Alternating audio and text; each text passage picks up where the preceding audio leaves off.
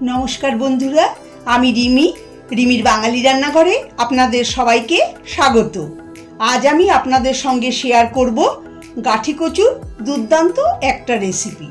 এটা খুবই টেস্টি একটা রেসিপি আর সম্পূর্ণ নিরামিষ একটা রেসিপি, আর এটা গরম গরম ভাতের সঙ্গে খেতে দুর্দান্ত লাগে। আমার আজকের রেসিপি গাঠি কচুর দম।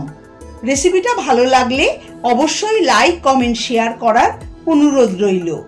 তাহলে রেসিপি শুরু করা যাক। এখানে আমি একটু বড় আর গোল গোল গাঠি কচু নিয়েছি।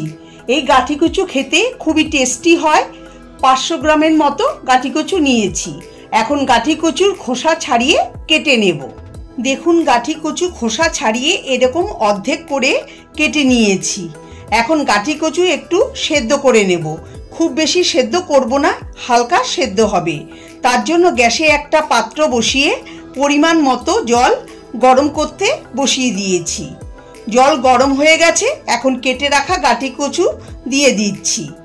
এখন ফ্লেম মিডিয়ামে করে ঢাকা দিয়ে 2-3 মিনিট গাঠি কচু অল্প সেদ্ধ করে নেব। এইভাবে হালকা সেদ্ধ করে রান্না করলে খুব ভালো টেস্ট হয়।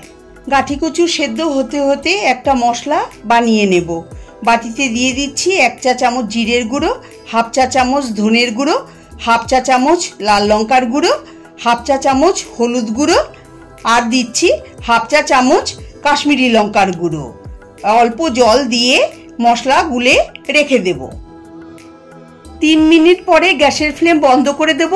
এটাকে নামিয়ে স্ট্রেনারে ঢেলে পুরো জল ঝরিয়ে রেখে দেব। দেখুন, কচু কিছুটা সেদ্ধ হয়ে গেছে। কড়াই বসিয়ে 4 টেবিল চামচ সর্ষের তেল দিয়ে দিচ্ছি। তেল গরম হয়ে গেছে। এখন ডুমো করে কাটা 4 টেবিল চামচ নারকেলের টুকরো দিয়ে দিচ্ছি। মিডিয়াম ফ্লেমে নেড়ে চেড়ে নারকেলের টুকরোগুলোকে গোল্ডেন ব্রাউন করে ভেজে তুলে রেখে দেব।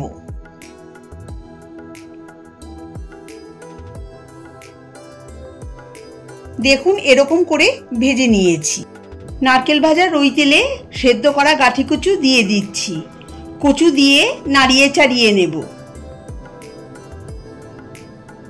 দিয়ে দেব সামান্য পরিমাণে হলুদ গুঁড়ো আর সামান্য পরিমাণে লবণ। লবণ আর হলুদ গুঁড়ো দিয়ে গাঠি কচুর সঙ্গে মিশিয়ে গোল্ডেন করে গাঠি কচুকে ভেজে নেব। যারা যারা আমার চ্যানেলে নতুন এসেছেন তারা প্লিজ আমার চ্যানেলটাকে সাবস্ক্রাইব করে আমার পাশে থাকবেন। 3 মিনিট মিডিয়াম ফ্লেমে গাঠি কচু ভেজে নিয়েছি। এখন তুলে নিচ্ছি।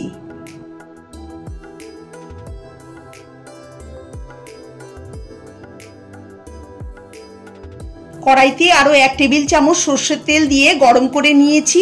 এখন ফোড়নে দিয়ে দিচ্ছি 2 শুকনো লঙ্কা আর 1/4 চা চামচ কালো জিরে দিয়ে নাড়িয়ে দিয়ে দিচ্ছি 1 চা চামচ আদা বাটা। আদা দিয়ে লো ফ্লেমে 1 মিনিট নেড়ে চেড়ে ভেজে এর মধ্যে দিয়ে দিচ্ছি বাটিতে গুলে রাখা মশলা। মশলা দিয়ে ভালো করে মিশিয়ে 3-4 মিনিট মশলা কষিয়ে নেব, একদম কম আঁচে। মশলা দিয়ে 3 মিনিট কষিয়ে নিয়েছি। মশলা সুন্দর কষানোও হয়েছে। এখন এর মধ্যে একটা বড় সাইজের টমেটোর পেস্ট দিয়ে দিচ্ছি আর দিচ্ছি স্বাদ অনুসারে লবণ। ভালো করে মিশিয়ে আরও 2 মিনিট মশলা কষিয়ে নেব। মশলার সঙ্গে টমেটো কষানো হলে এর মধ্যে দিয়ে দেব আগে থেকে সেদ্ধ করে ভেজে রাখা গাঠি কচু। গাঠি কচু দিয়ে মশলার সঙ্গে মিশিয়ে কষিয়ে নেব। আমার চ্যানেলে আরও দুর্দান্ত স্বাদের গাঠি কচুর রেসিপি দেওয়া আছে। ডেসক্রিপশন বক্সে রেসিপির লিঙ্ক দিয়ে দেব, আপনারা চাইলে চেক করে নিতে পারেন। গাঠি কচু মশলার সঙ্গে যখন সুন্দর মিশে যাবে তখন এর মধ্যে ছোট 2 কাপ জল দিয়ে দিচ্ছি। জল এমন দিতে হবে যাতে গাঠি কচু জলে ডুবে যায়। মিশিয়ে দেব। দিয়ে দেব ভেজে রাখা নারকেলের টুকরো আর দিচ্ছি 3টে চেরা কাঁচা লঙ্কা। ঝালটা আপনারা আপনাদের পছন্দ মতো কমাতে বা বাড়াতে পারেন। সব কিছু দিয়ে মিশিয়ে আমি ঢাকা দিয়ে 6-7 মিনিট রান্না করে নেব। 7 মিনিট পরে ঢাকা খুলে নেব। গাঠি কচু সেদ্ধ হয়েছে কিনা চেক করে দেখে নেব। গাঠি কচু সুন্দর সেদ্ধ হয়ে গেছে। গাঠি কচু যেন গলে না যায় সেটা আপনাদের খেয়াল রাখতে হবে। গলে গেলে খেতে ভালো লাগবে না। এর মধ্যে দিয়ে দিচ্ছি 1 চা চামচ চিনি, নিরামিষ রান্নাতে চিনি দিলে স্বাদটা ভালো হয়। আর দিচ্ছি 2 টেবিল চামচ ধনেপাতা কুচি। ধনেপাতা আপনারা এই রান্নাতে অবশ্যই ব্যবহার করবেন। চিনি ধনেপাতা দিয়ে মিশিয়ে গ্যাসের ফ্লেম বাড়িয়ে 1-2 মিনিট ফুটিয়ে নেব। 2 মিনিট ফুটিয়ে নিলেই তৈরি গাঠি কচুর দম। গ্যাস বন্ধ করে এখন আমি সার্ভ করে নিচ্ছি। এটা গরম ভাতের সঙ্গে খেতে দারুণ লাগবে। 1 থালা ভাত এটা দিয়েই চেটেপুটে খেয়ে নেবেন। রেসিপিটা ভালো লাগলে লাইক, কমেন্ট, শেয়ার করবেন। সবাই ভালো থাকবেন, সুস্থ থাকবেন। ধন্যবাদ।